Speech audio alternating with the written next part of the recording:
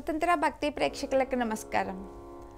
నారాయణం నమస్కృత్యం నరం చైవ నరోత్తమం దేవి సరస్వతిం వ్యాసం తతో జయముదీరయేత్. సరే, ఈయన అంబాలిక దగ్గరికి వెళ్తాడు. అక్క చెల్లెళ్ళిద్దరూ వేరేగా ఊహించుకుంటారు కదా. ఈమె ఏం చేస్తుందంటే, అంబాలిక వ్యాసుడిని చూడగానే కొంత భయపడుతుంది అనమాట. అంటే మనిషి ఒక బిగుసుకుపోయినట్లు అట్లా అయిపోతుంది అనమాట.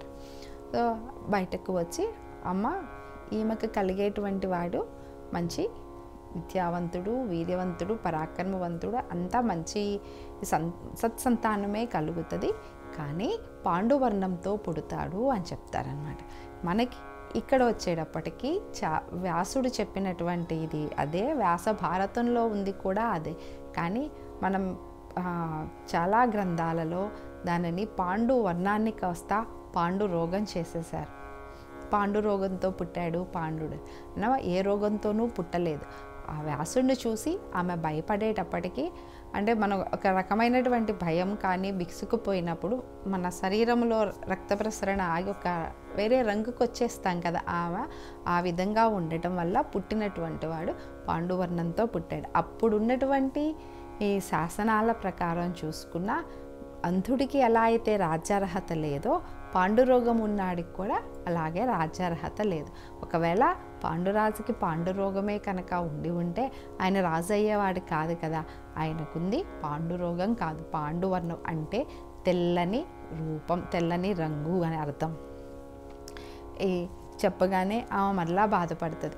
ఒకరేమో గుడ్డివాడిగా పుట్టాడు, ఒకడేమో తెల్లని వర్ణంతో పుట్టాడు. ఇంకొక అవకాశం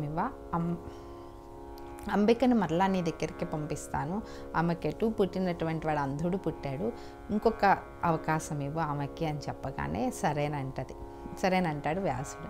మరలా వెళ్ళి, సత్యవతి, నీకు కలిగేటువంటి సంతానం అంధుడు కలుగుతాడు, అలా కాకుండా ఇంకొక సంతానాన్ని, మంచి సంతానాన్ని ప్రసాదిస్తాడు అని చెప్పగానే అప్పటికే ఆమెకు వ్యాసుడి రూపాన్ని అన్నీ చూసి నచ్చలేదు, భయం కలిగింది. వీటన్నిటితో ఏం చేసింది, అత్తగారి దగ్గర సరేనని చెప్పి తను వెళ్ళటానికి బదులుగా తనలాగా తన దాసికన్ని అలంకారాలు చేసి వ్యాసుడి దగ్గరికి పంపిస్తుంది. మరి అంత తపశ్శక్తి సంపన్నుడైనటువంటి వ్యాసుడికి తన గదిలోకి వచ్చింది అంబిక కాదని తెలియదా? తెలుసు. అంబికే అలా పంపించింది అని తెలుసు. అన్నీ తెలిసినా ఆయన ఒక కారణం దృష్ట్యా ఆ దాసికి ఒక సంతానాన్ని ప్రసాదించాడు. ఆమె దగ్గర నుంచి కూడా బయటకు వచ్చిన తర్వాత, అమ్మ, ఇప్పుడైతే అంబిక రాలేదు, తనకు మారుగా దాసిని పంపించింది. ఆ దాసికి పుట్టేటువంటి వ్యక్తి మంచి ధర్మకోవిదుడవుతాడు. ఈ రాజ్యము, వీళ్ళు పరిపాలించేటువంటి పరిపాలనకి అతడు ఎంతో సహాయపడతాడు, చాలా మంచివాడు కలుగుతాడు. ఒక రకంగా చెప్పాలంటే ఆమెకు కలిగేటువంటిది యమధర్మరాజు అంశమే, ధర్మమే ఆమె గర్భం నుంచి వస్తుంది అని చెప్తాడు.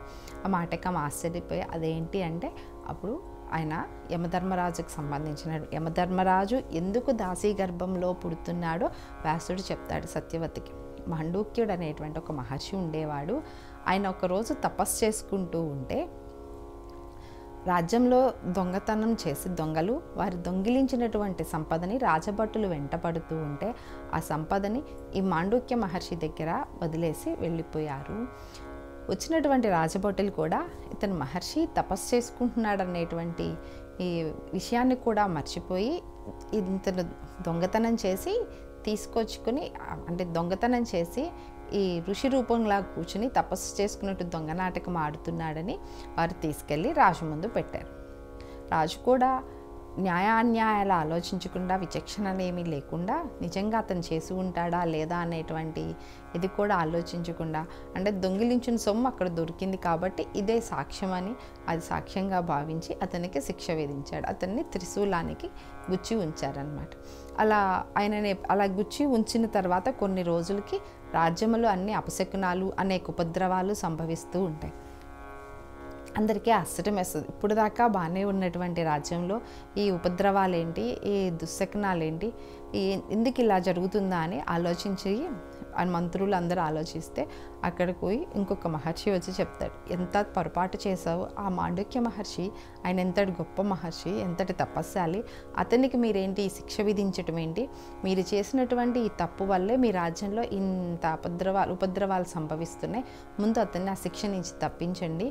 ఒక వ్యక్తిని శిక్షించేటప్పుడు న్యాయాలు అన్నీ విచారించాలి కదా, పక్కన సొమ్ము దొరకంగానే అతనే దొంగతనం చేసినట్ల అతని మహర్షి అవునా కాదా అని కూడా ఆలోచించుకోవాలి కదా. ఈ విచారణ లేకుండా శిక్ష ఇస్తే దాని ఫలితాలు ఇలానే ఉంటాయి, ముందు మీరు అతన్ని ఆ త్రిశూలం నుంచి దించండి అని చెప్పగానే దించి అతనంతా క్షమాపణ చెప్పినాక, నేను ఎప్పుడో ఏదో పొరపాటు చేసుంటాను ఏ జన్మలోనైనా కానీ ఏదైనా, అందుకే నాకు ఈ శిక్ష పడి ఉంటుంది, జన్మలోనే కాదు సహజంగా ఏంటంటే మనం ఏదైనా తప్పు చేసినప్పుడు పూర్వజన్మలో అయినా కానీ ఇప్పుడైనా కానీ ఏదైనా తప్పు చేస్తే ఆ తప్పుకి శిక్ష విధించేటువంటి అధికారం యముడికే ఉంది.